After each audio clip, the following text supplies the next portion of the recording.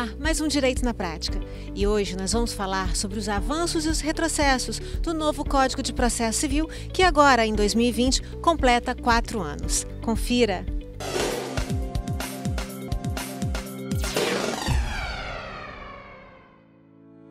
Em 2015, a Lei 13.105 substituiu a Lei 5.869 de 73, instituindo o novo Código de Processo Civil.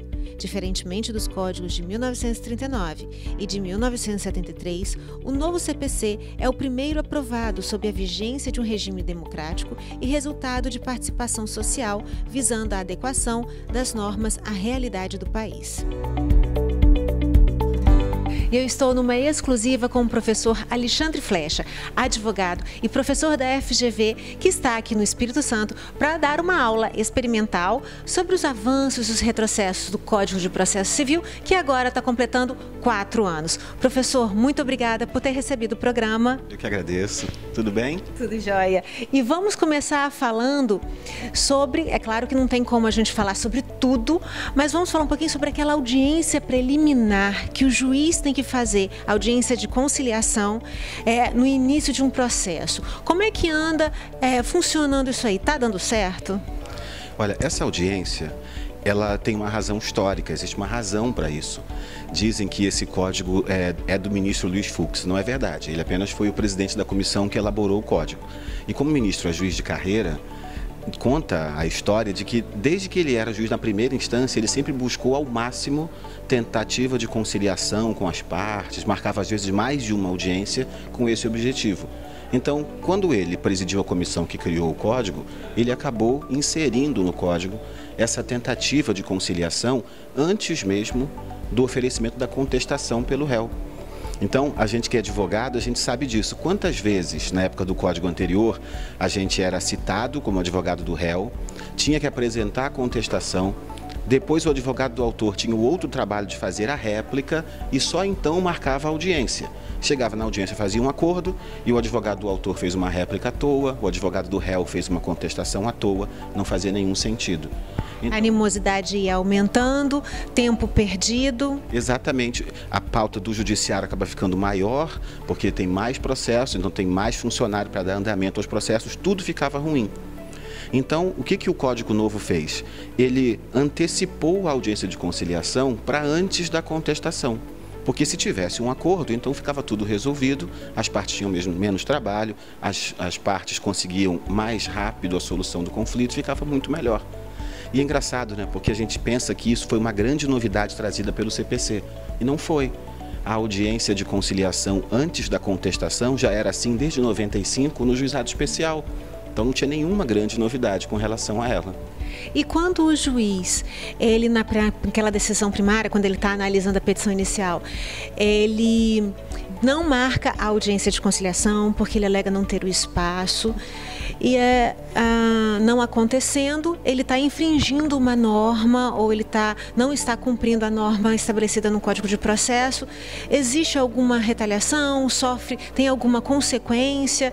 Como é que está sendo? Olha, no direito tem corrente para todos os lados. Então, a primeira pergunta que a gente tem que fazer é: essa audiência de conciliação, ela é facultativa ou obrigatória? E aí existem vários entendimentos. O entendimento majoritário é que ela é obrigatória, ela tem que ser designada sempre, à exceção de 2 hipóteses. Quando as 2 partes dizem que não querem essa audiência, o autor diz que não quer na petição inicial e o réu diz que não quer numa petição até 10 dias antes da data da audiência, ou quando a causa não admite conciliação. Por exemplo, em algumas ações que envolvem os direitos da fazenda pública.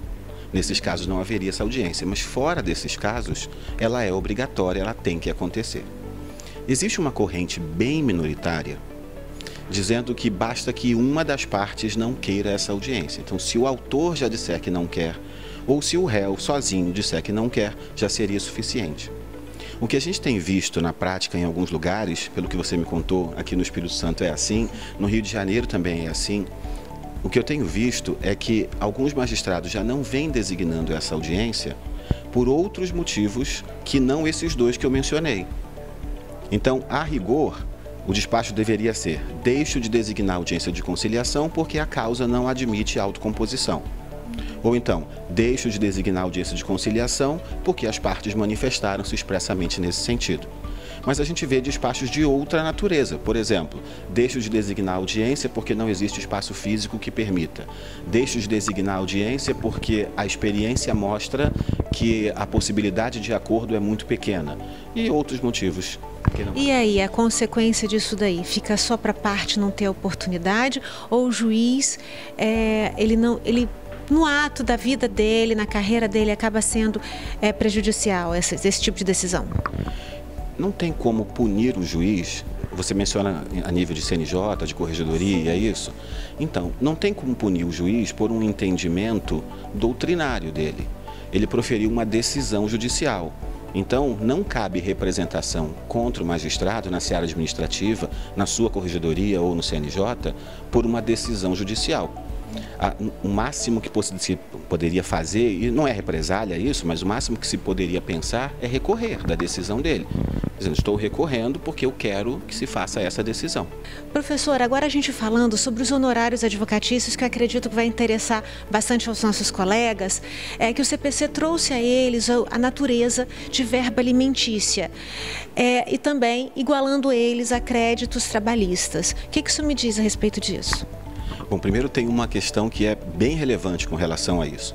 Os alimentos, eles têm essa prevalência com relação a outros créditos e sempre foi assim, só na Constituição, inclusive. O que o CPC fez não foi dar aos honorários natureza de alimentos, porque eles já tinham essa natureza.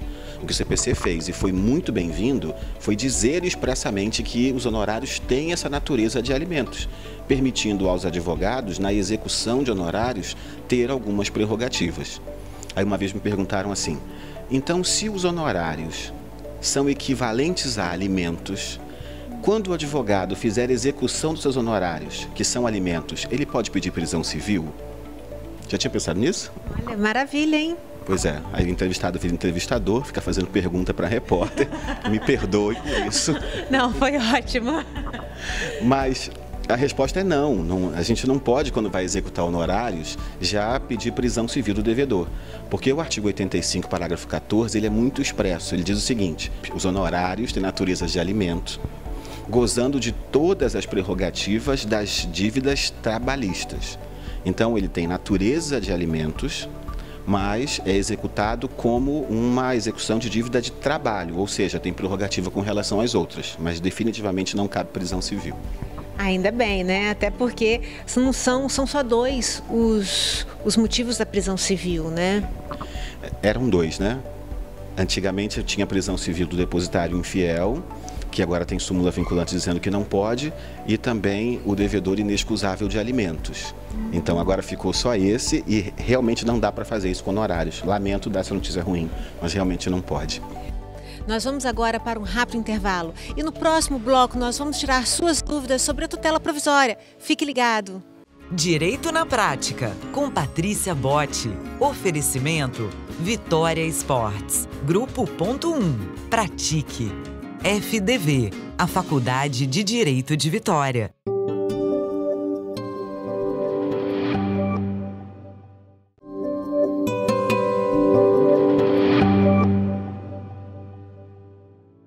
Estamos de volta e eu quero lembrar a você que nós também estamos no YouTube, Direito na Prática, com Patrícia Botti. Vai lá, faça a sua inscrição e ative a sua notificação. Doutor, agora a gente falando de tutela provisória, quais foram as grandes mudanças que o CPC trouxe? A tutela provisória, ela é um tema que desperta uma certa curiosidade.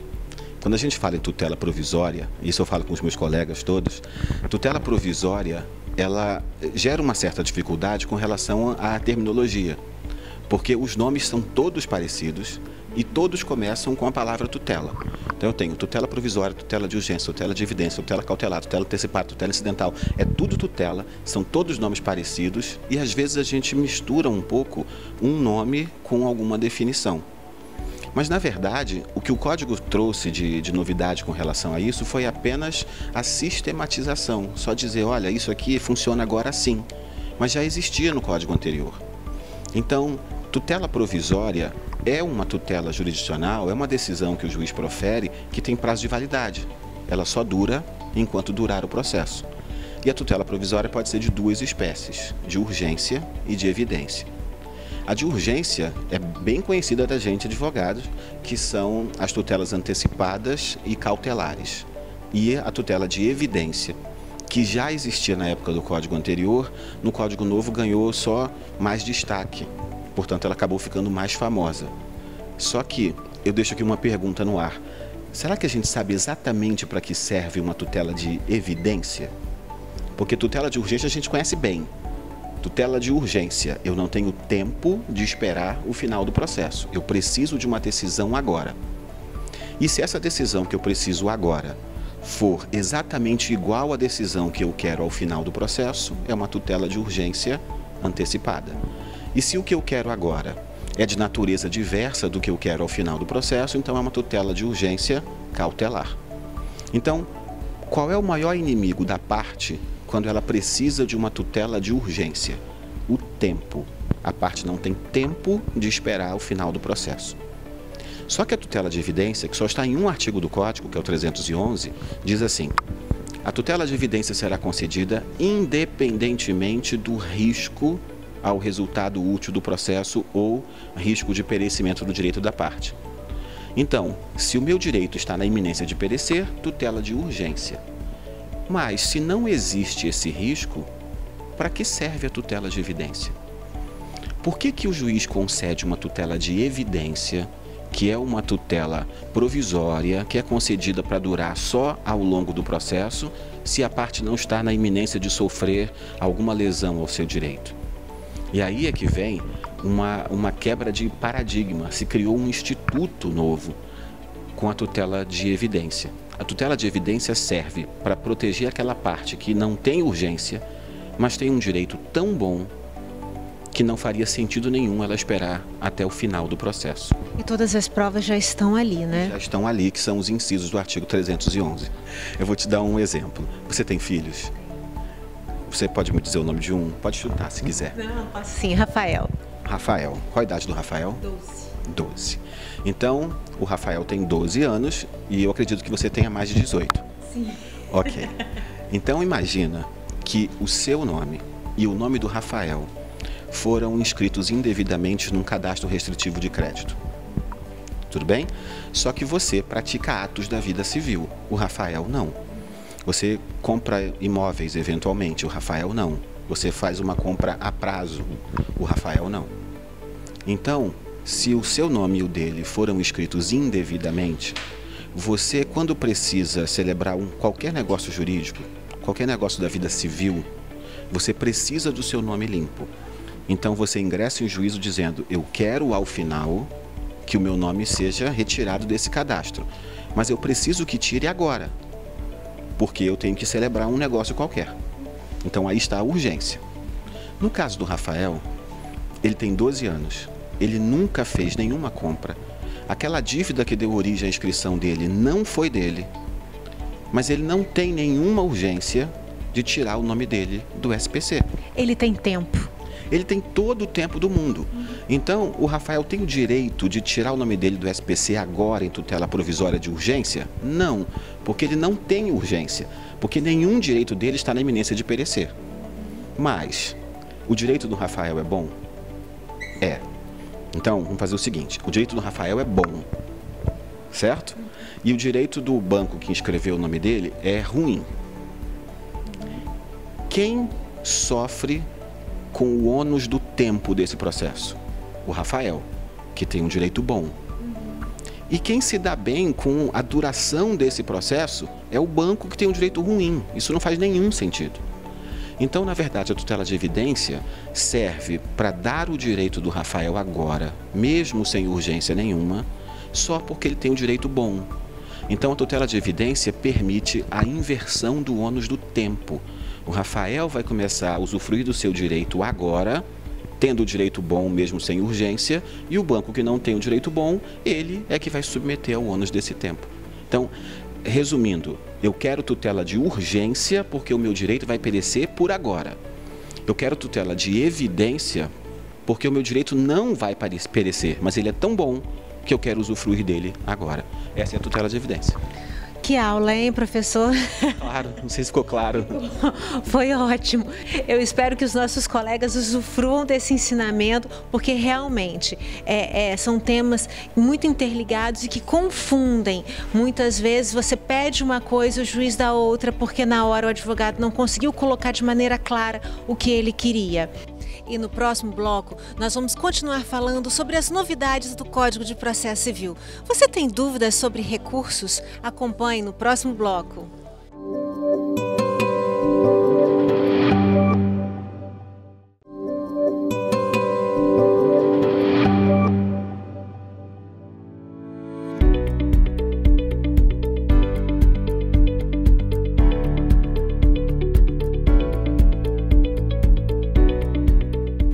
E com relação aos recursos, o que melhorou e o que piorou do que era antes do CPC de 2015? A gente pode sentar, isso vai levar um tempo, mas eu posso... Não, uma coisinha ou duas só, para também não ocupar muito tempo, não nosso, mas de quem está assistindo. Olha, a gente pode citar alguns pontos que são bem relevantes. Então, a questão do agravo de instrumento. A questão do agravo de instrumento é terrível. Terrível. Eu fico pensando, o Rafael com 12 anos de idade, se ele chegar para mim e perguntar assim, me explica como funciona o Bluetooth, eu não faço a menor ideia. Mas ele vai saber. Mas eu prefiro responder essa do que responder qual o cabimento do agravo. O de instrumento. Porque ninguém sabe qual é o cabimento, exatamente qual é o cabimento do agravo de instrumento, não sabe. Eu registro aqui um elogio. O Superior Tribunal de Justiça, ele está muito comprometido com a interpretação e com a aplicação do CPC.